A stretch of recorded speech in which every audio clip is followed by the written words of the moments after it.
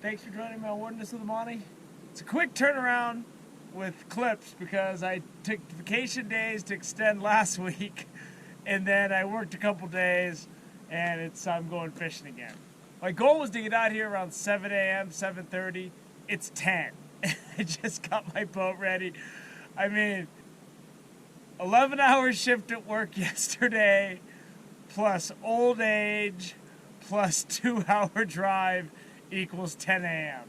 That alarm went off at 4. I was like, no way. But I'm here. I'm at Lake Almanor, Canyon Dam boat launch, and I'm here to try to replicate the trolling with a fly rod with my woolly bugger. I got about a 6-pound test with a 10-foot leader, and I'm just gonna troll through this shallow stuff. So if I hug this area, it should be pretty good because that's where I've had most of the success doing that. A lot of just fishing and developing things over time is replicating success in other places. I tried it at Lake Davis when I was filming for my Patreon. I hooked one really good fish, but that was it. So I'm gonna see if I can get more today. Maybe it would have been good earlier, maybe not. It's definitely warmer now. It's in the low 30s. I got bait, I got my fly rod, I got a floating Rapala. I'm probably gonna troll both of those for a while. And then after a while, I'll just pull up on shore, do some bait fishing, and then see where it goes from there. So let's get out in the water and let's see if we can catch a fish. I'm willing to take something home to eat tonight. Let's go see. All right. So I'm just gonna slow troll. There's rock showing. It's even lower than it usually is. Let's get this out there a ways. And I'm gonna try to just go through these flats over there, and it's kind of shallow in that whole big cove. And I'm thinking that's where I'm gonna have my success, if I'm gonna have any success. So we got this out there. Now what I'm gonna do, what I become good at, because I've done this a few times now, is steering with my knee so that I can do jerks with each rod in each hand. And then I just move my cooler back so I can steer with my knee, and then I can get the full 3-ring circus going. Steering, Rapala, and fly rod. So we'll see if we can cash this in. You can really see how the fire swept through there. This used to be pretty heavily forested, and now that whole area, they've been logging out all that dead timber. And it's just really eerie and weird to see it so open. Fire was devastating for a lot of reasons to a lot of people. So I wasn't getting anything. I pulled up, I just threw out a crawler, inflated, some power bait. I'm gonna chill. There's big ice floating by right now, and it was getting all in the way out there. And my boat's not really good for breaking through ice. So, well, let's see if I can't pick something up. I'd like to get something for the cooler. You know, in the wintertime, bait fishing's really effective, and it's a good way to fish because the fish are up close. It's kind of deep in the spot that I'm at, but see if I still can pick something up right here. And the ice should be floated by within 45 minutes or so. So I'm just gonna relax for a little bit and see if I can't pick something up on shore. I was sleeping, and all of a sudden I fell, just went nuts. Whew, that's a big rainbow. Got this little hook, little tiny hook.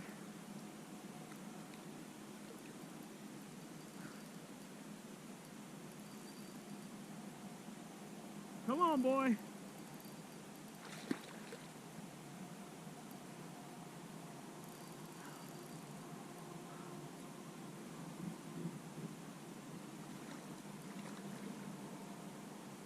Come on, boy.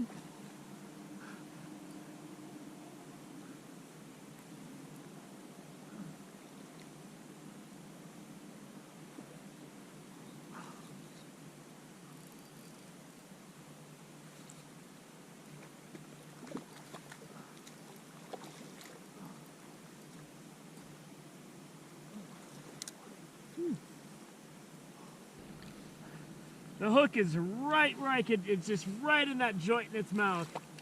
So here it is in the net. That's a big trout. This is nice. We'll let him sit in the net and get vibed up. He looks like he's ready to go though. Woo! That's a big rainbow right there, boy. Look at that fish. Woo! There he goes. That was a big trout, man. It was right in the joint of its mouth. For some reason, when I get a lot of those big fish, that's where the hook is. Almost like it came undone and then it caught that corner right before it came out. But the hook was so clean right there, and that fish looks so nice. I figured I'd just let it go, because I got some more fishing in me. I might even go back to sleep for a little bit. That felt great. The sun came out, the wind kind of stopped. It was nice, because it got really cold when that wind kicked up. That was a power bait. About a 3.5 foot leader. That was a big trout, man. That would have filleted up nice, but I still got a couple days to fish this week, so if I can let him go, I do. Power bait.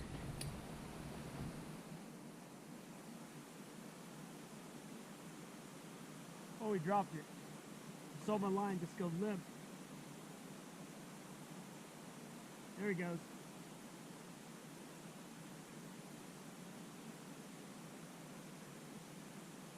I got ice floating by right now.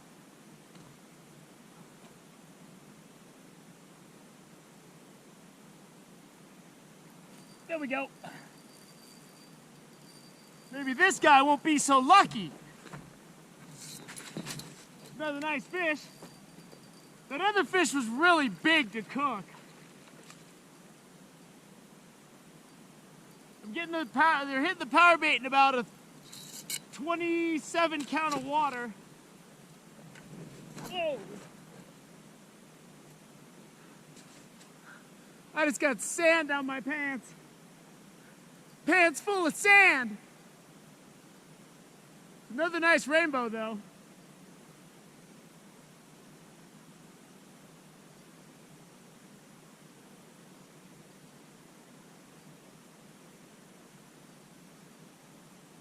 He's not as big as the one I let go, but he's good size.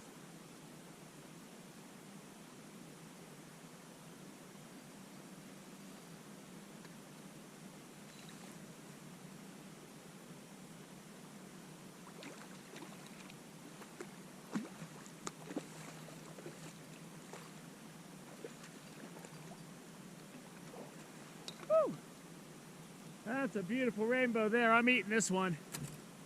Oh man, I gotta shake this sand out of my pants. I fell down and just a big old blast of this sand just went right down my pants, and it's raining sand. This is a nice size for filleting for me, perfect size.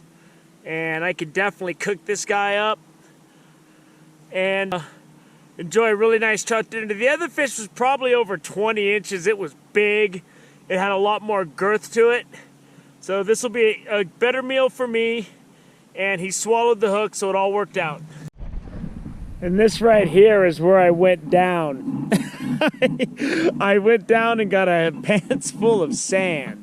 But I have to put my rod holders up here because this is the only real firm ground. It's one of those things where your pole will be gone before you even have a chance. That's why you need that solid ground to get the rod holders deep in.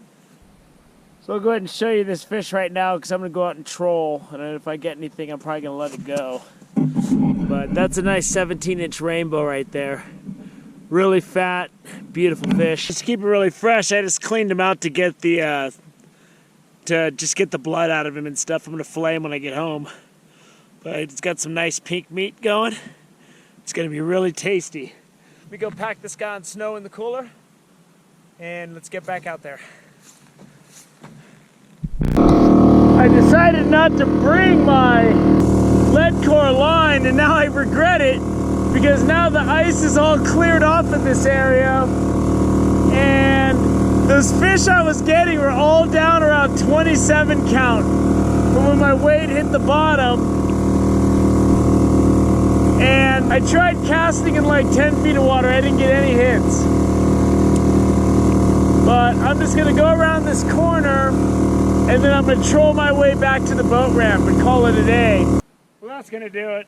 My boat's down there deflating. I just gotta go pick up all my stuff. But I got a couple of nice fish, and that big one was a brute. This time of year, bait fishing is just money, you know. But I wanted to get something trolling. I hooked 2 trout with my Rapala, and I think I got so much line out, even though I got the 8-pound test on that reel, I gotta yank it. I gotta really set the hook. Cause they just, the way they're falling off, I don't think I'm getting a solid hook set. So, and I didn't get anything hitting my woolly bugger, and that was disappointing because I came here to kind of do that. So, but whatever, I'll take those fish. I got that nice fish. I'm probably gonna eat it tomorrow night. I'm gonna fish, do some river fishing for a Wilderness with the Monty Patreon tomorrow. And tonight, since it's getting late, I don't need a lot of junk food, but when it's getting late like this and I got a long drive, I'm gonna go with the Bacon King at Burger King. I'm gonna have it and I'm gonna enjoy it. No calorie counting tonight. I'm throwing a stick of dynamite on my diet. We're going Bacon King. I hope you enjoyed this day out at Lake Almanor, man. Lake Almanor is alive and well, and I'm gonna come back up here and fish again. And it's usually a great time. So, thank you for joining me on Wilderness with Amani. Until next time.